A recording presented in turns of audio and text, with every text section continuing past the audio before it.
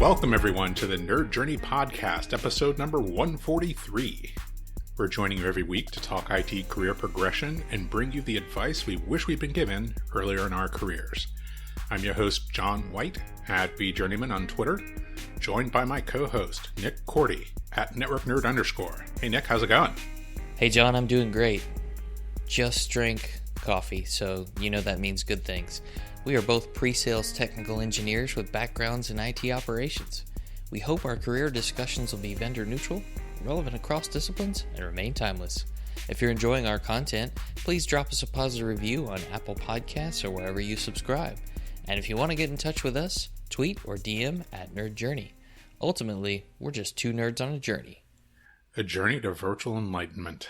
So let's take a trip. Awesome, Nick. So today is part 3 of our discussion on Deep Work by Cal Newport.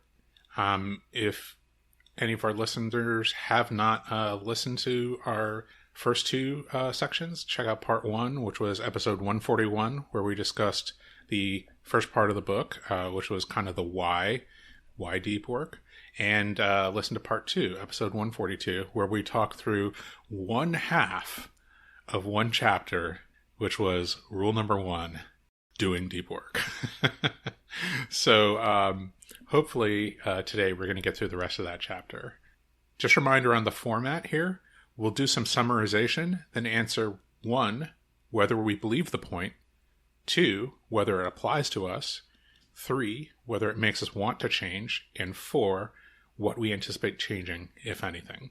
One thing we realized, I think we said this last week, is that this is how we kind of want to read books from now on. So we kind of want to model how we're going to read books that have big impacts on us.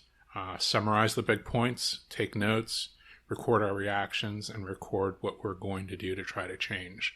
And we might do more of these reactions to specific books whenever they're on topic for us, when it's about or inspires change in career, especially promoting career advancement, the way that Deep Work does. Part 3. Nick, part 1, the first half, that ran a little bit longer than we thought, didn't it? A little bit. Yeah. I mean, there were a lot of rules to structuring Deep Work and philosophies about it, and things about making grand gestures and collaboration that were important to discuss. And I mean, I think we had some decent reactions to that we didn't know we were going to have before we recorded it. Sometimes that happens. Yeah. I think it was really interesting to experience that. The kind of real-time reactions to the points. To your point, it kind of underlined the collaboration part of it, which was one of the main points there. So again, if you haven't listened to that episode, go back and listen to it. Episode number 142. But let's continue with the next point under doing deep work, which is execute like a business. Now, I kind of found this ironic as a sub point when Cal Newport kind of, bashed businesses for how they operate, with open office plans and, cultures that underline responding to email right away, or responding to Slack or other chat messages. But I think specifically what he's referring to here is the idea of what I think there was an anecdote about a high-level business executive. Maybe it was Andy Grove from Intel. I don't remember exactly who. But somebody making the distinction between what to do and how to do it. So I think what he's underlying here is saying execute your hows. Don't focus on what it is that you're going to do. You should certainly figure that out. But this area is about how to actually do it. So with that in mind, there's 4 disciplines under the how. Discipline number 1 is focus on the wildly important. Create a specific goal. Focus what you're working on down to the minimum things that will lead to professional success. Instead of trying to accomplish many things, try to accomplish a very few things very, very well. Makes sense to me. Discipline number 2, act on the lead measures. So important goals involving deep work often have trailing metrics, like measurements of the outcome that come too late to actually make changes if the process wasn't actually working.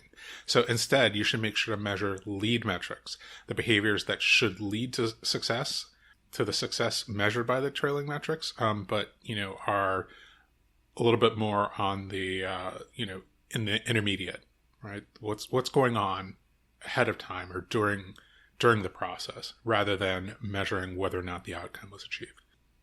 For knowledge workers, the leading metric is pretty clear. It's time spent doing deep work in pursuit of the identified goal. So that's what we should be measuring. Discipline number 3, keep a compelling scoreboard. Measuring behavior changes how you behave, right? Since the lead measure is hours spent on deep work in pursuit of the goal, the scoreboard should display that metric. So we should be recording that every day, I guess. And discipline number 4 is create a cadence of accountability. Have a regular accountability meeting to review metrics and commit to specific adjustments in order to keep on track. A weekly review, which lasts a few minutes, can help to draw attention to sagging or rising work metrics and figure out what is causing the good or bad effect in order to enhance or correct it. That all makes a lot of sense to me. Do I believe it? First question, yes. I'm wondering if I'm, biased towards things that are asking me to make difficult choices and measure data, because that is certainly, something that I'm biased towards. As I've gone through life, I realize I don't actually have time to do everything that I want to do. So narrowing choices makes a lot of sense to me. And then measuring data, that's kind of my work culture right now, is all about, hey, what do we have measurements of? Can we measure things that are actually correlated with, figuring out success or failure? So this really rang true for me. How about you? Yeah, absolutely. I wanted to point out that these 4 principles of executing like a business are from the 4 disciplines of execution by Franklin Covey. I think that was his source in getting these. Okay. But I think it's really hard to pick the things you want to focus on, the few things that you want to be really good at, or maybe for us, from a personal brand perspective, maybe those are the things we'll be known for, right, by others, coworkers in the industry. And for me, I start to think to myself, okay, well, what if I pick something and I want to change it later? Or it's not the right thing. It's probably a fear of limiting the options more than anything, or fear of missing out. And I really liked what Newport said about saying yes to the thing that arises terrifying longing. So it's very much aligned with desire to do it. And I think it goes back to that meaningful portion we talked about in the why deep work. Right. That's so interesting, because I had a conversation with a coworker just recently about this, and he asked me what it is that I wanted to focus my career on, at Google Cloud. And I told him that my answer was going to be really clear, but possibly very unsatisfying, because what I wanted to focus on was the ability to do deep work. And I felt like anything that came after that was almost was certainly secondary, right? Being able to do a lot of deep work was primary. Right, that was going to be enabling of anything else that I wanted to do. And then, so my brand, if anything, was, if I had to put it into a statement, would be something like, if you ask John to do something, or John decides to do something, he's going to, have incredible focus and concentration and have incredible output on that thing. Right. And so then what I choose after that is, I don't want to say it's incidental, but it kind of feels that way. What I'm going to be working on is going to change, from year to year, and making a decision to go in a specific direction, is not going to last more than 18 months probably, because of the field that we're in, in high tech. The state of the art is going to change, and it's going to change again, and it's going to change again, and it's going to change again. So my ability to do deep work, to learn quickly, to spin up, to become an expert, through concentration, that is the important thing. Sorry, I kind of descended into a rant there, but I don't think it was a rant. I think it's a great point. Yeah, it's just what's sparked by what you said. I don't want to limit, what it is that I'm known for, or what it is, what my options are. And I almost feel like if what you pick is deep work, then you haven't limited your options. Like whatever it is that you decide to work on for the next 6 to 9 months is going to be amazing. You're going to do amazing things in it. And then you can make a different decision after that. And you just accumulate skills and experiences over time that might lead to other great things. You know, you making connections between things. So at least that's how I saw it. So that's great. I never thought about it like that. Thanks for pointing that out. We're just discovering things on the fly here, guys. So does this apply to me? No, not really. No, I'm just kidding. Of course it applies to me. Measurement, I have to say, is pretty difficult. At least that's what I thought, like doing that measurement. But it really isn't. Like measuring time spent in work is pretty simple. Like especially if you decide ahead of time and put it on your calendar. Like if nothing else, like just go back and read your calendar and say, you know, hey, this is what I tried to do. Like, you know, did I actually do it? And if not, like, what were the changes?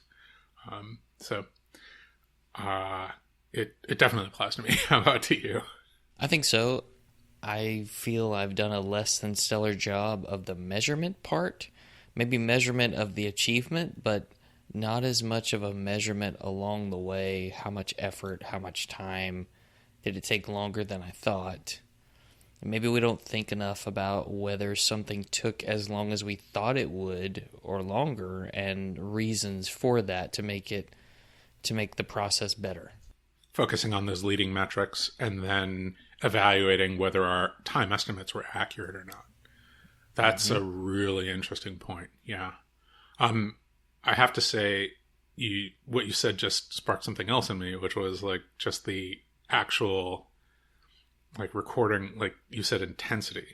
And I feel like that is maybe a little bit subjective, but also should maybe be recorded. Like, you know, not only did I spend like 90 minutes working on this task and, you know, I got it done correctly, but, you know, the level of intensity that I was able to achieve, intensity of concentration and focus was X, whatever your scale is, you know, and maybe being able to define that scale is another thing. Like number of times that I got distracted or I had to remind myself to stay on task, you know, that maybe you start quantifying that, like the number of times per 30 minutes that I almost decided like, oh, hey, I'll go, you know, check my email, or, oh, hey, I wonder what chat messages have come through, you know, those kinds of things.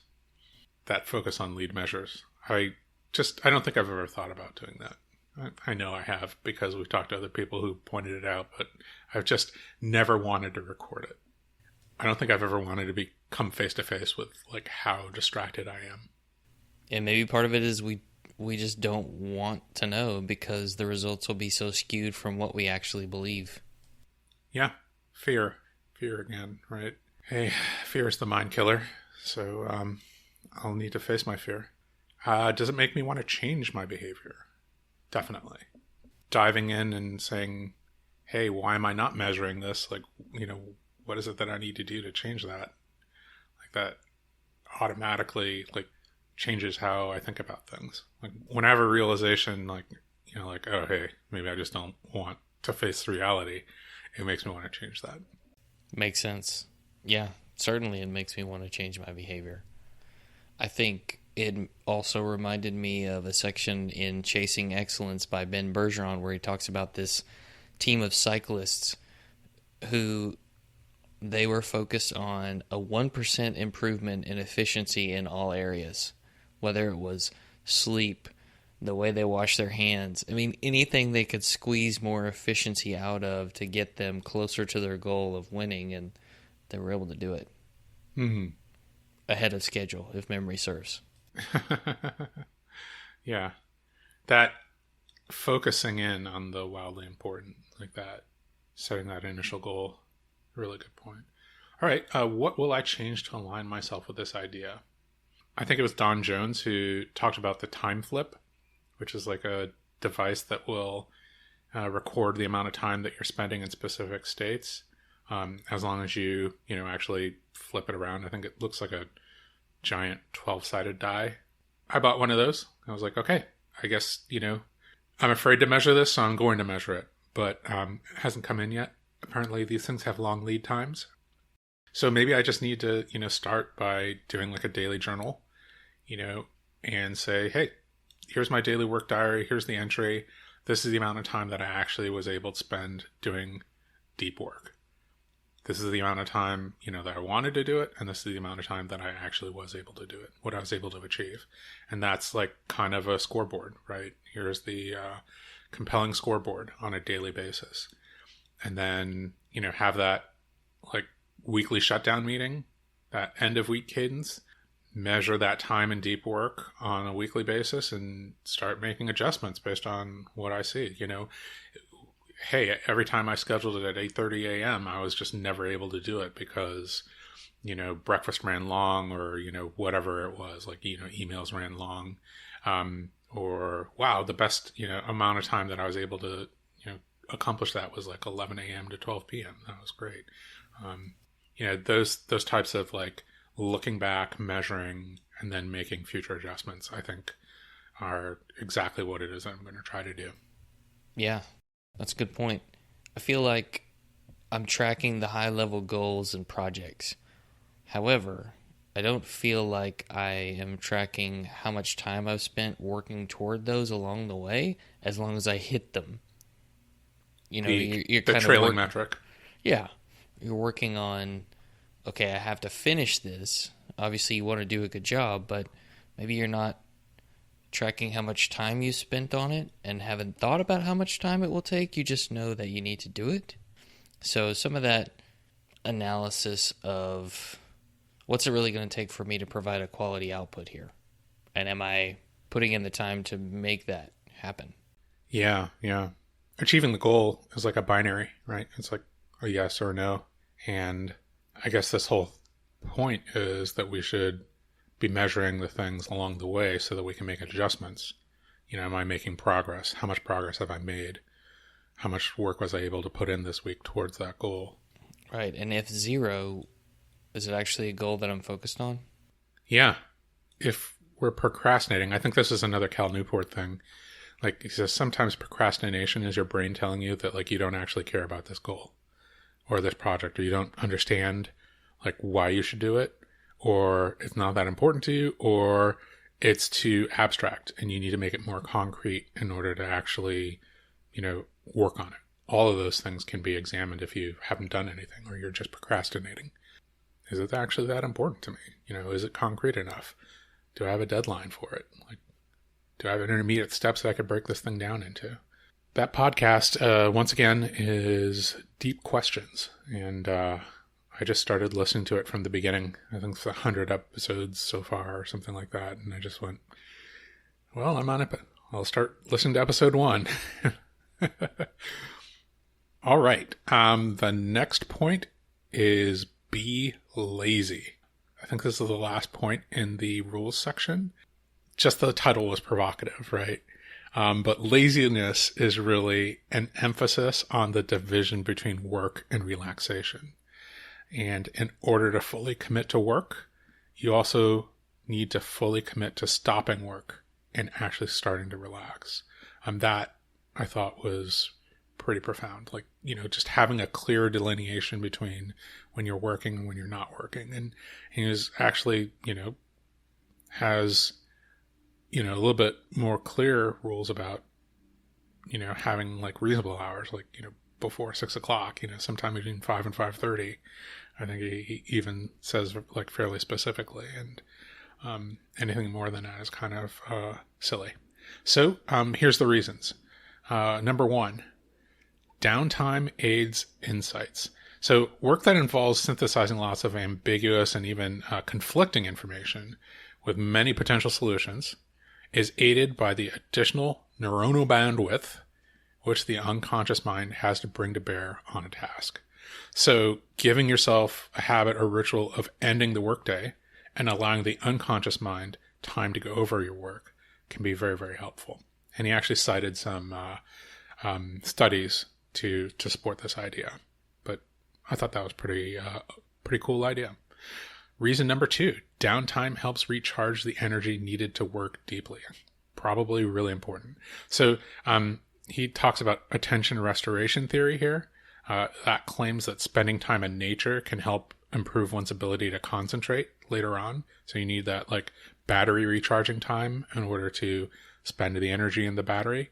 Psychologists studying it call concentration directed attention and say that it's a finite resource, which, really kind of goes along with, again, David Rock's ideas and your brain at work. If it's used up, it can lead to attention fatigue. This is similar to the idea of limited willpower to do deep work or inhibiting attention attention from distractions. Restoring attention heavily depends on not revisiting work at all. Like full attention on spending time in nature was like his number one example here. Knowledge workers can at least start this process by fully putting down what work when they finish for the day. I think this is probably like a pretty key and important idea here, is like being able to fully put something down. And then the final reason number 3, the work that evening downtime replaces is usually not that important. In The Role of Deliberate Practice in the Acquisition of Expert Performance by Anders Ericsson, that's the work that he cites. Ericsson writes that novices can't usually perform cognitive demanding work for more than an hour a day, while experts can rarely do more than 4. So recognizing this leads us to protect the time that we do spend on deep work, but also it leads to that realization that just adding hours to the end of the day, usually not productive at all. And then after all these reasons, a final point, have a shutdown ritual. Ensure that you have a plan to act on every incomplete project that you have, and then record that in a place that you'll find it. This is, usually, I think, going along with reason number 2, right? To be able to put something down fully. This removes the cognitive overhead of wondering if you're forgetting anything, right? If you try to hold it in your mind, you probably are going to forget it. He even has the idea of a shutdown phrase. I thought that was pretty funny. Like, but if you go through a ritual, then at any point in time, if you wonder, hey, am I forgetting something? You can remember, no, I went through my shutdown ritual. Maybe even uttering the phrase shutdown complete, which the author does like out loud even. And like you did it, and therefore you don't even have to think or worry about it. I feel like you should get a copy of the Windows shutdown sound and just play it. Well, that would probably work too. It'd be kind of fun. I think that he's hinting at, having like an auditory cue, right? So you're using multiple parts of your brain to alert yourself that you're done, right? Not only, can you say cognitively, like, oh, I wrote down all these like project states and in the places that I always keep them, but you also had this like auditory cue that indicated to yourself that you actually did all those things. And then here's the sound that comes at the end, and you don't need to think about it anymore. It's a really interesting idea. I don't know, like it feels silly, but it also has like a low cost. The overhead is mostly in the recording your mental state on every single project that you're working on as you exit out of that project, like recording all the progress that you've made and the things that you want to do next. Like that's the hard part. Like deciding whether or not you're going to play a sound or say a phrase, that's pretty easy. Like that has almost no overhead to do. Right. So I would spend almost no time thinking about, should I utter the phrase or play a sound? Do that. Just do it. The hard part is actually recording all the information to put things down. So, question: do I believe this? I mean, obviously I do. I mean, this is something that David Allen wrote about in Getting Things Done, right? Just don't keep the state of all of your projects and your tasks in your head. You're just going to forget them. And I think that David Rock referred to the magical number 7. It's the number of things that you can probably keep in your head at any one time, the things that you can remember. And doing, trying to remember all those things, has a cognitive overhead. You're just going to use energy trying to remember those things. So recording things, having a shutdown ritual, that all seems like critically important. And the ability to just walk away and just say, I'm done. I don't need to think about this at all. Like fully step away from that work. Just seems so important. So I definitely believe it. How about you? I definitely believe it as well. I know I've reached that point of diminishing returns by adding time to the workday to try and finish something, and I'll just think to myself, I could work on this longer, but it's not going to be my best work. I need to take a break, maybe work on it later, or maybe just work on it tomorrow. Mm-hmm. But I think if you were to put your deep work at the end of your day and you did shallow work all day, I think you could still achieve it as long as your energy wasn't so depleted from the shallow work and constant context switching. I think that's still a possibility. It's just you have to assess whether you have that energy level at the time to go deep. Yeah. I remember Pat Gelsinger, who used to be the CEO of VMware and is now the CEO of Intel, said either in a book or an interview, sometimes he has to take work home, but he fully puts everything away, and then realizes, sometimes he's going to have to do some executive work between say 8 p.m. and 10 p.m. But he has a strict, here's the time with my family, here's the time that I'm going to spend with them, and I'm going to be fully with them. And then maybe I have a little bit of executive time in the evening before bed, but it's that strict separation. So that makes sense to me. Does this apply to me? Very clearly. Very, very clearly. I've definitely had these, been exposed to these ideas, and I know that I'm not perfect at it, but I just need to, keep doing the level that I'm doing, recording my state, being able to fully shut down, and work on improving it, right? Don't let things go to 6 p.m., roll it back to 5:30. Don't let things even get to 5:30, start the shutdown at 4:30, and so you can actually walk away at 5.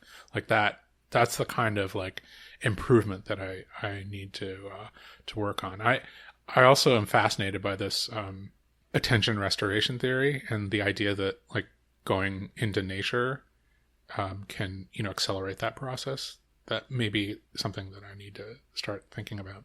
How about you? So I think it definitely applies to me. I tend to have a hard time putting things down at the end of the day. And what I've normally done is, if something pops into my head later in the evening, log it somewhere, right? Maybe it's just an email to myself, or write it down on a whiteboard or a piece of paper. And maybe it's an idea for something to do the next day, or just a good idea for a solution to a problem that came to me. And I think maybe just need to do better on organizing those and following up on them. But to your point, they often come after I've stopped working. Sometimes after we've interviewed somebody or recorded a podcast together, something will pop into my head, and I might send you a message 2 hours later or the next day, and you've seen it happen. Definitely, yeah. But I also think that, what you're talking about, maybe we'll roll into it. Does it make me want to change behavior, and what will I change to align myself with the idea? Both those, it definitely makes me want to change the behavior, right? And I think what you're talking about, happens to all of us. And it's just a matter of having a way to deal with it. Because we don't control what ideas pop into our head. I think that's part of that, earlier rule. Our unconscious mind works on things, and that's exactly what we want it to do. And we don't have any control over when our unconscious mind, makes a connection between A, B, and C, and then, it surfaces in our thoughts. I think what's important is exactly what you said, is to capture that, to know what state you're in. I'm not in the work state right now. I need to capture this so, I can put it away and put it down, right? So that put it in a place where I can, pick it up later. So here's enough of what the information, the idea was. Here's the context that, the thought that came to me, and then put it away. I think that's a really, really good idea. And to have an organized system where that you will be able to revisit it, that means that you won't spend any energy trying to just hold on to that idea. Right. And it goes back to what you were saying about being present.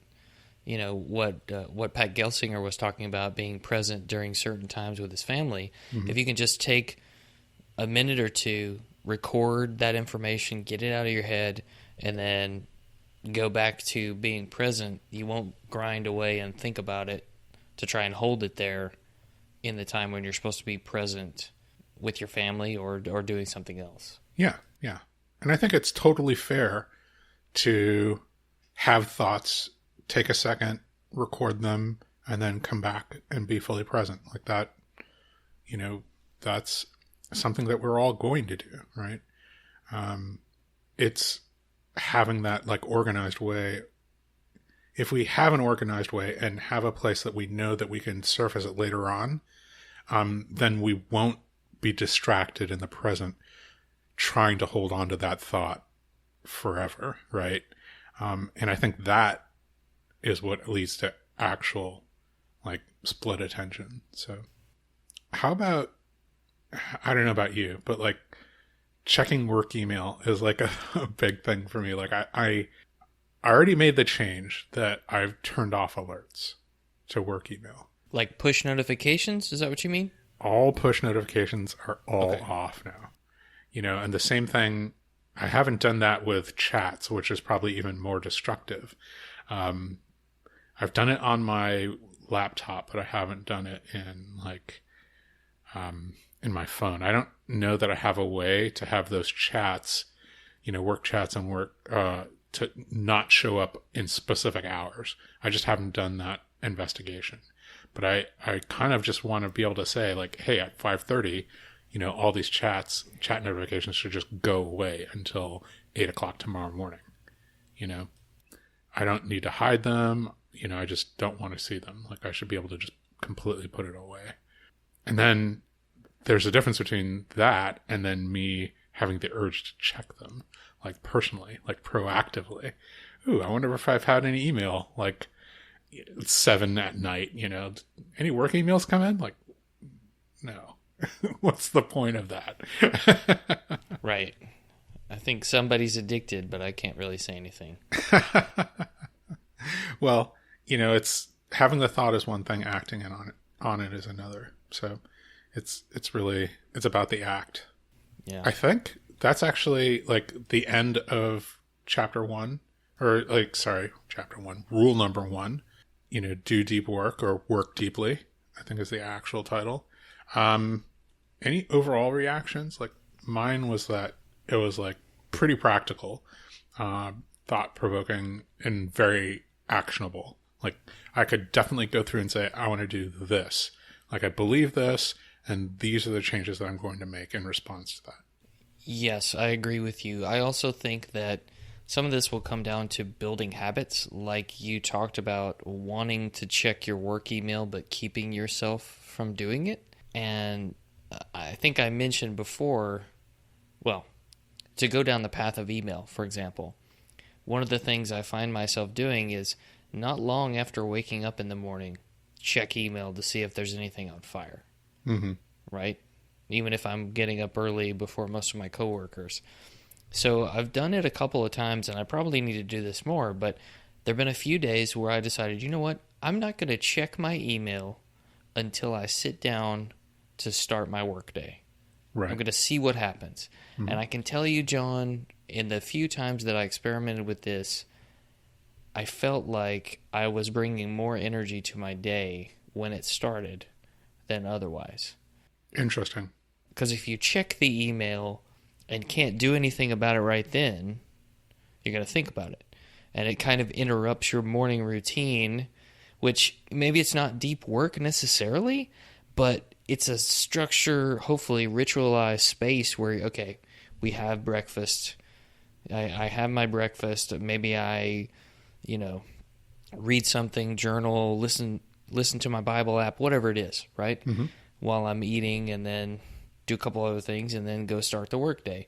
So there's something to the boundary setting and not allowing the invasion of your own time, your personal time, that we have to do better. But we can also take that to the workplace too. And that's really what hits home for me. And And to your point earlier about the organization of the states, right? If we are stateful applications, going back and picking up the state of the application later, making sure I don't lose that. I mean, I can log it, but I could still lose it if I didn't organize it well, or maybe not act on it at all, on my good idea. Right. Having that place to do it seems so important. I think the things here, we all are going to have to make small changes bit by bit, because if I try to change 14 things right at once, I'm not going to build a habit. I'm going to fall off the wagon too quick, or I'm going to get upset that I didn't get my 4 hours of deep work in today. Well, buddy, you probably can't do 4 hours of deep work yet. Yeah. I mean, I'm on 2, right? I have 1 hour scheduled in the morning, and that's like one goal in my app, and then 1 hour scheduled in the afternoon. And I haven't been 100% on that. So pretty interesting, and even that is tough, especially at the beginning. It was tough. Like, to schedule a block, I'm going to do only one thing. I'm not going to check email. I'm not going to think about anything else. Even just the thought, your thoughts wandering off of the topic, or spinning, like, oh, what about this? What about this? What about this? To actually, making progress on that topic.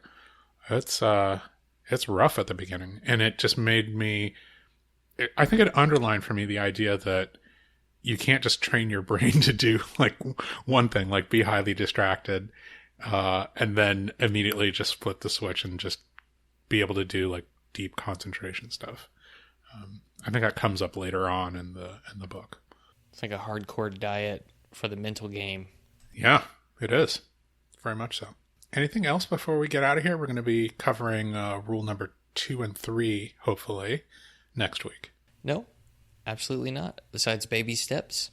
Just a reminder, we want people to subscribe and give us a positive review on Apple Podcasts or wherever you're listening. We want to know if we're being helpful and are always looking for interesting questions to ponder. We're collectively on Twitter @NerdJourney.